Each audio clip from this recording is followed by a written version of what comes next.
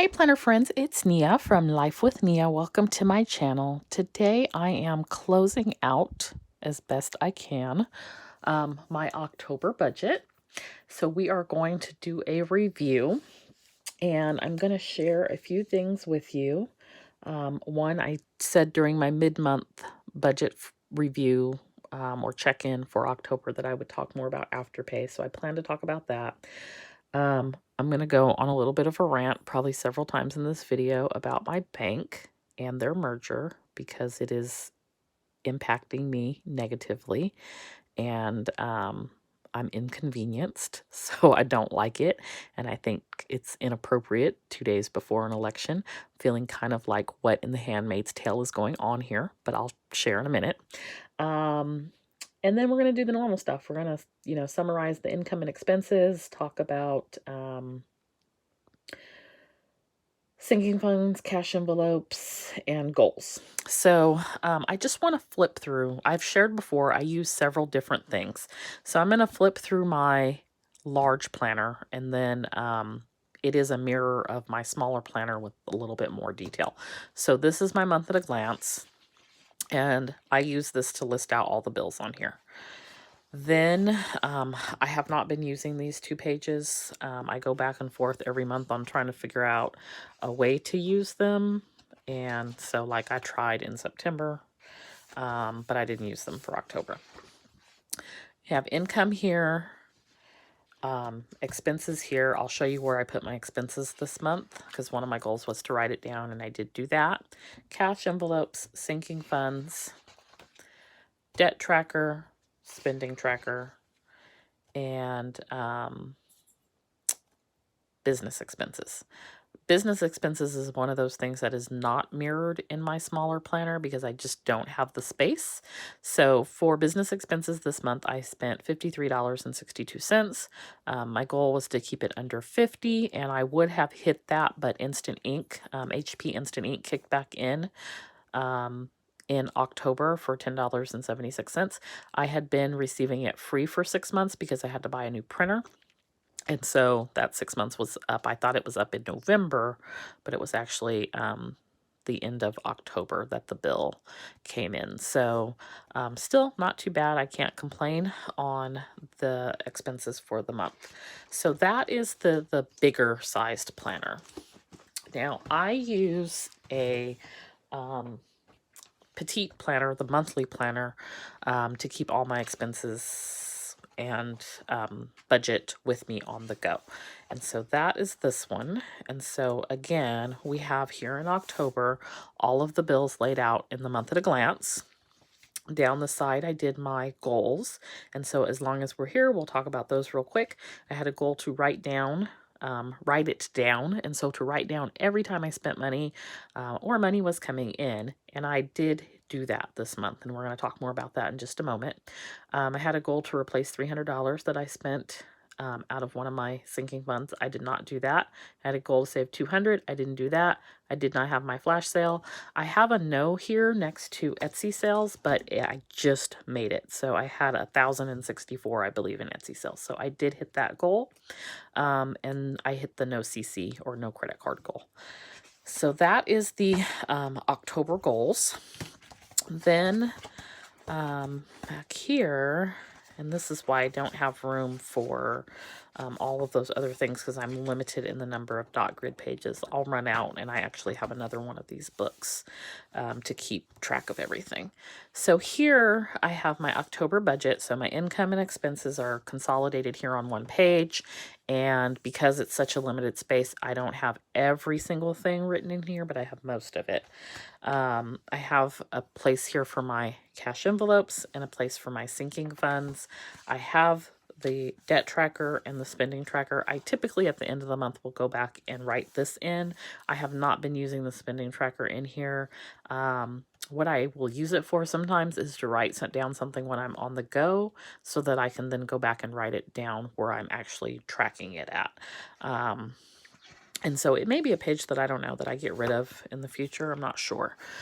So then I have the Budget Mom Workbook. And so what I do here is I write down, again, all of those bills for the month. And again, this is probably redundant because now you've seen it for the third time, but this is what works for me. I need to have duplicative efforts to make sure that I'm not forgetting something and to just keep me on task.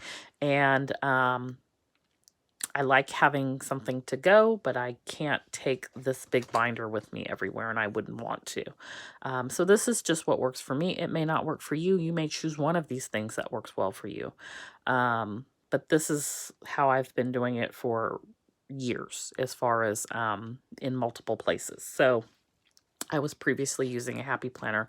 I started using the Budget Mom Workbook around April, and I really like that. I'll be switching to the smaller ones in January, and I'm looking forward to that because they fit within everything else that I carry, and so I may be able to change some things up, but I don't know.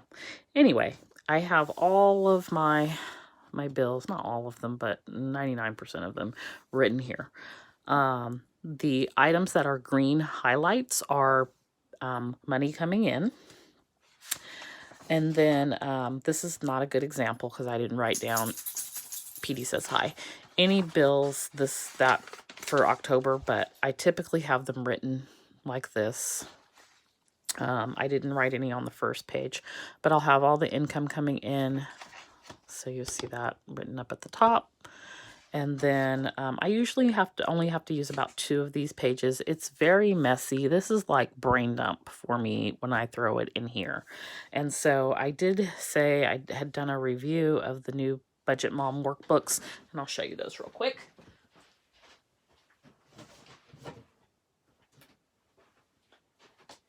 And when I did the review, I said, you know, I probably should share more of how I'm using the Budget Mom with you all when I'm doing my budget. So these are the workbooks that are coming. You could start using them now. I want to wait till January. Got some cash envelopes in here. So it's the same thing. It's just consolidated into a smaller size, and I like the smaller size. So I will be using this in the new year. But it's the same thing as here. And so this is what it looks like in the smaller formats, like trifold. But I do everything here first so that I can cross it out and edit and just dump all the information down. And I don't use every piece of this. My goal is to get to that, but I'm not there yet. So cash envelope breakdown, I didn't use. This is more geared towards somebody who has multiple paychecks and you break down each one to put money into your cash envelopes every time you get paid. I'm paid once a month, primarily. My job pays me once a month. I work for the government, so that's it.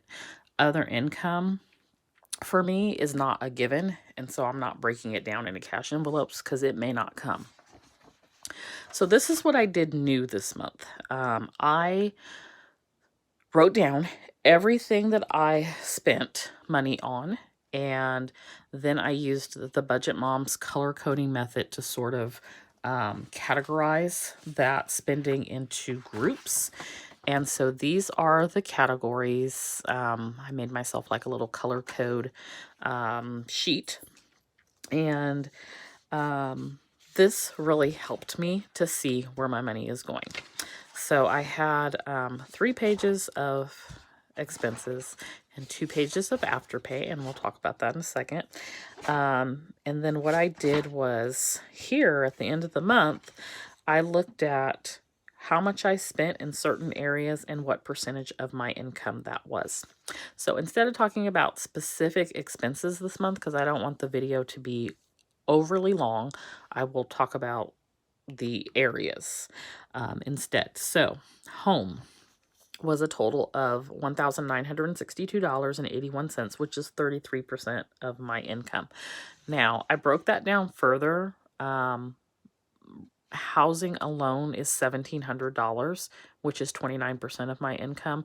I know if you follow Dave Ramsey, he says it should be 25% of your income. I don't know if that includes utilities or not. In my head, I can only recall him speaking about it in terms of like your mortgage plus taxes and insurance. And so for me, that's 29% of my income. I'm in California, so honestly, 29% is pretty darn good. It's expensive here. I'm in Northern California. It's even more expensive in Southern California, so it's not horrible to be at 29%. So then utilities that are like water, sewer, trash, lights, gas, is 155 for October. It's higher for November, but that's 2.6% of my income. And then like household items. And so for me, household items also include toiletries. So like toilet paper, paper towels, things like that. For October was $107.81. I know big part of that was I bought new air filters and things because we'd had fires here and my air filters were garbage. So those were some things that were a little bit more pricier. So for last month, that was 1.8% of my income.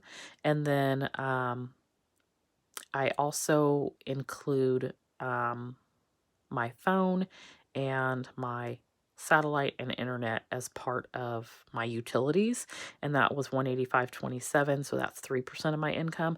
And that's where this 33.4, and so I have utilities here as well, so 36.4% of my income is going. I don't feel any kind of way about that. I don't feel like that's horrible. I'm okay with that. I don't think that, as long as I live in California and I'm not going anywhere, except for maybe if I could move to Hawaii, I don't think it will ever be lower than that. You're not going to find a cheap house here. I've been in my house for, I think, close to 15 years. And so I'm good. So I know people are like, well, move. No, I'm not moving unless I absolutely had to for some reason. It is what it is as far as the cost of housing here. So groceries, I'm not even sure what happened. I it's not a horrible thing. I know what happened actually. I think I had allocated $200. I might have been 150. No, I had $200 allocated for groceries. I spent $251, and I know part of that was I went to Sam's Club and I used my debit card at the beginning of the month and purchased a few things. So I'm okay with that. That's 4% of my income. It's not super high. Fine. Eating out, I gave myself $60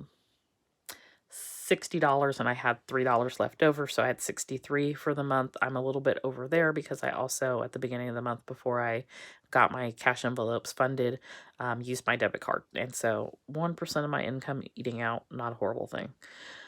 Gas, 120, 2% of my income, not a horrible thing. This is where it starts to get crazy. Debt, $1,926.30. That's 32.7% of my income. We'll come back to that in a minute.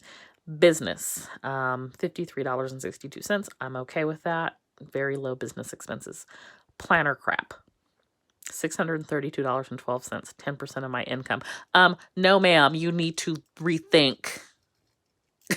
This whole thing, doing this month for me was enlightening. And I know $632 is, for me, actually not that high.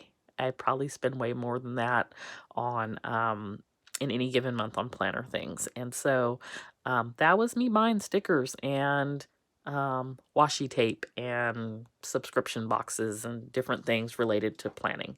And so we're not going to cut it all the way off because that's not going to happen. I'm still going to get my cloth and paper subscription box and my Simply Gilly subscription box, and I'm still going to buy a few other things.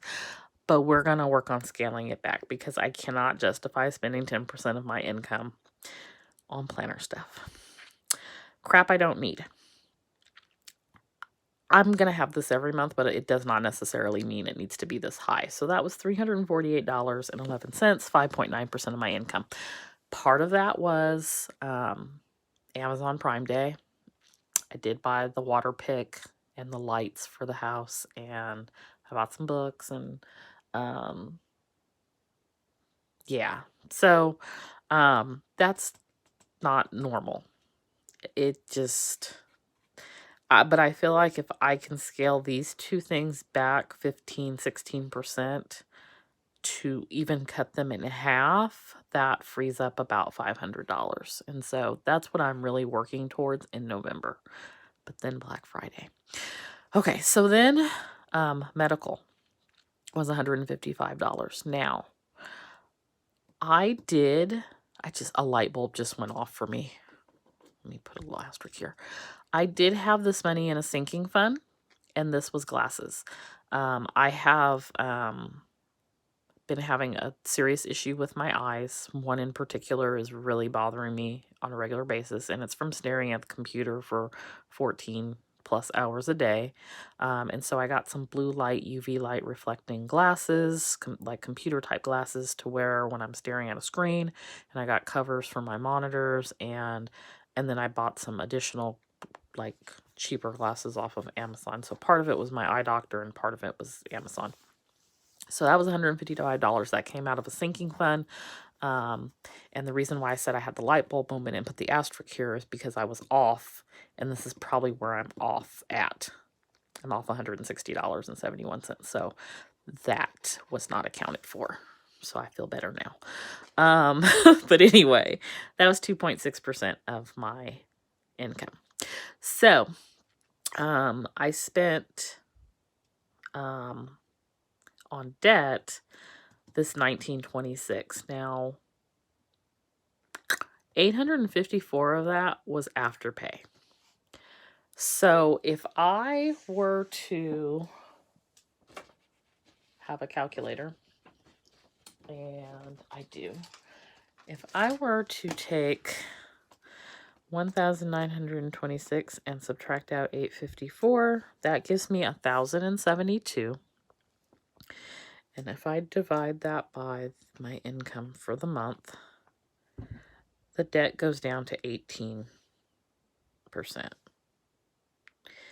And I'm not, I mean, I would love to be debt free, but I'm so far away from that is not what I aspire to right now, because the goal needs to be a little bit more smaller so it can be meaningful and achievable. And the reason I say that is because I'm not even paying student loans right now, and I owe a small mortgage in student loan payments. Not even a small mortgage. I owe an average size mortgage in student loan payments. So debt free one day, not the goal right now. But I could definitely stand to reduce some of this revolving fund debt. And so Afterpay is what I need to get after right now. And I'm going to talk about Afterpay, because if you're not familiar with Afterpay, I want you to understand what it is. And I think I said in video before that Afterpay is the devil. Afterpay is the devil. If you don't know about Afterpay, you're going to learn today. So, these are my Afterpay payments. These are in October. Okay, so 2 pages of Afterpay payments, and almost all of it was planner stuff. So I'm going to show you how Afterpay works. Let's say you go to a merchant who accepts Afterpay, and Afterpay is not the only, it's not the only type of service out there like it. There's also Klarna, there's QuadPay. They almost all work the same. Okay, so let's say you shop with a merchant like, I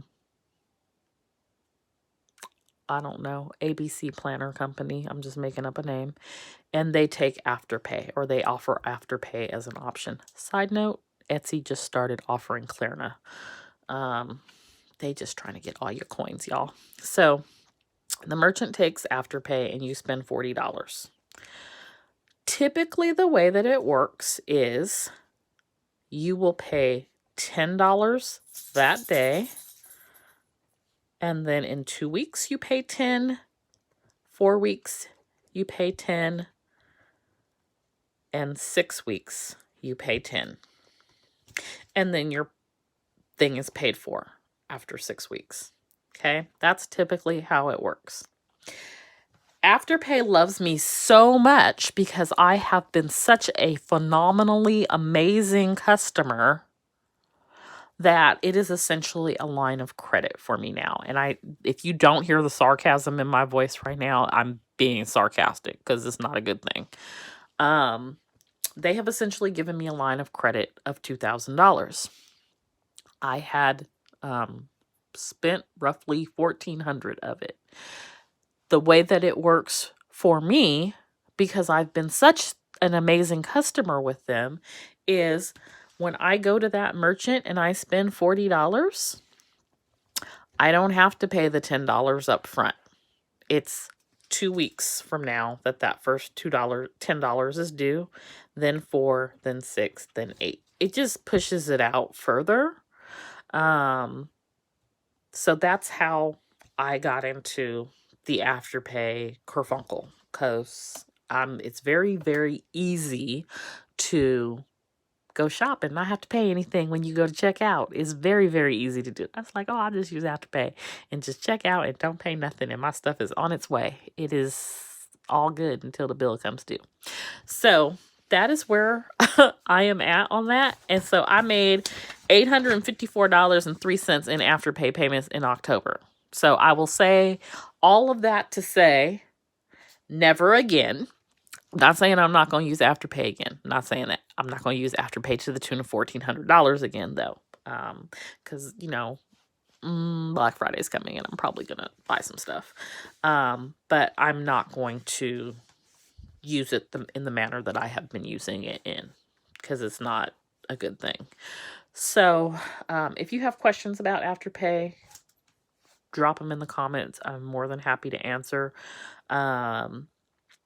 Again, my goal at the moment is not to be 100% debt free, but it is to get rid of this revolving fund debt. And so we're going to get after this first.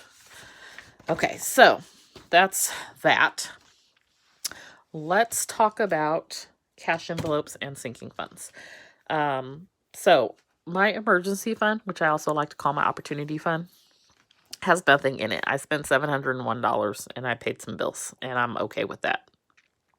Car fund still has $120.37 in it. I have a major crack in my windshield. So I think it was like Monday. Yeah, it was Monday, because I don't typically go anywhere on the weekends because of cousin Roro. And so I didn't go anywhere all weekend. Last weekend, Monday, I go get in my car and it's like you have low air pressure in your tires. So I stop literally around the corner. It's a 2-minute walk. It's like I leave out of my subdivision and there is a Chevron gas station. So I stop at the gas station. I put air in my car, in my tires. I get back in my car and there's a crack in the windshield, and it was not there when I pulled into the gas station. So I'm like, where did that come from? And it's a sizable crack. And so I was like, okay, there's nothing you can do about it. Just whatever. I'm driving down the freeway and the crack is just spreading. So I have this huge crack in my windshield, and I know I'm going to have to replace the whole thing. So I'm going to be working on this fund. Say all that to say that. Health and taxes, I did spend $150 something to take care of those glasses. So I'm down to $266.98. My vacation fund, I didn't put anything in. I didn't take anything out. I have $100.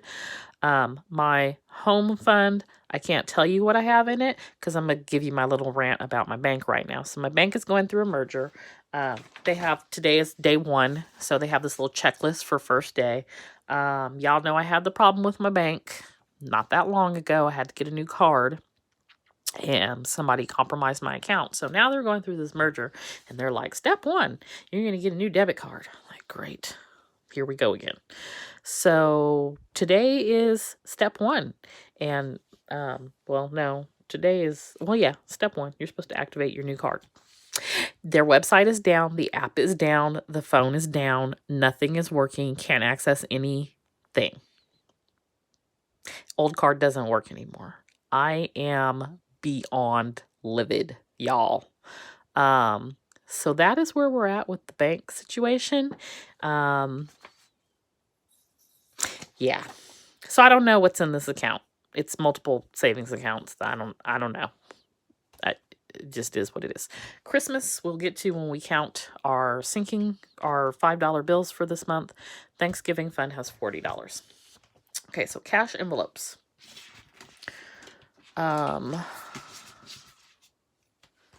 So our fun envelope I haven't touched. So it still has $40 in it. Pet envelope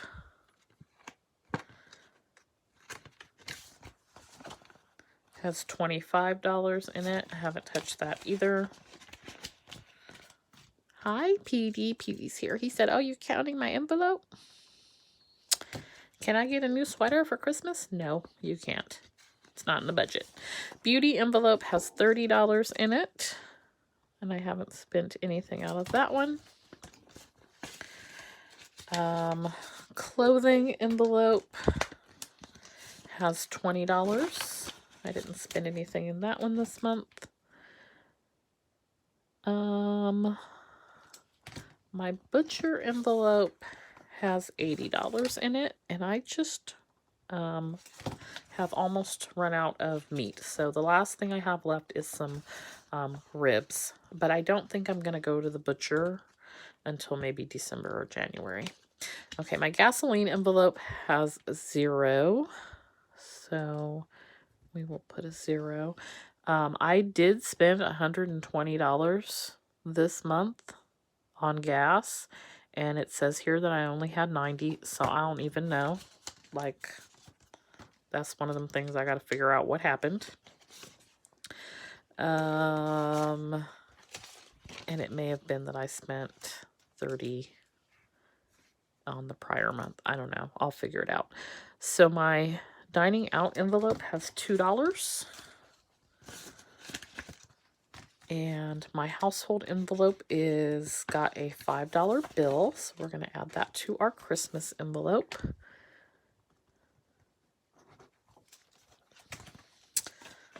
Thanksgiving has the 40. And then groceries has $10. And they're also $5 bills. So we're going to add that to the Christmas envelope. And then I had got change back when I took money out of the bank for my cash envelopes, and so I have another 5. So a total of 20 that I'm adding into my Christmas envelope. And let's just make sure that this still has 140, because sometimes I will get a random 5 from somebody and just put it in the envelope. So 5, 10, 15, 20, 25, 30, 35, 40, 45, 50, 55, 60, 65, 70, 75, 80, 5, 90, 95, 1, 5, 10, 15, 20, 25, 30, 35, 40, 45, 50, 55, 60. I don't know. I don't know why I have 160. 70, 80, no. 65, 70, 75. 180. I don't know what happened. Okay, but I'm ending with 180. And I only put 20 in. So where'd the other 20 come from? Things that make you go,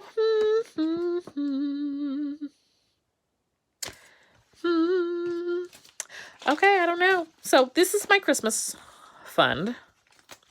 I will not spend $180 on food. But it's nice to have money that I don't have to worry about it. So maybe I'll get a few extra decorations. I don't know. I have about a month or so to think about how I want to start using the $5 bills after I'm no longer saving for Christmas as well. So that is this month. That is the picture. I think I covered everything that I wanted to talk about. My bank rant was pretty minimal considering how big the issue is. In 2 days before an election, we doing a Handmaid's Tale, you can't get your money out the bank type situation, but you know, it is what it is. My account number's changing. I have a new debit card. Supposedly my direct deposit won't be impacted, but also supposedly I was going to be able to activate and use my new card today, and I can't use my old card either. Yeah. Black Friday's coming. I always buy a bunch of stuff I don't need. We're going to work on doing better. That's all I'm going to say. We're just going to work on doing better. It's baby steps. Rome wasn't built in a day. I'm by no means perfect, but I'm okay with what's going on here. I'm budgeting better than I ever have in my life. And so I am just trying to take one step forward and make progress. So in any case, that is all I have for you this month. If you have any questions for me, please feel free to leave a comment below. I love the interaction. If you enjoyed this video, please hit the like button. And if you enjoy the content, please consider subscribing. And I will see you next time. Bye.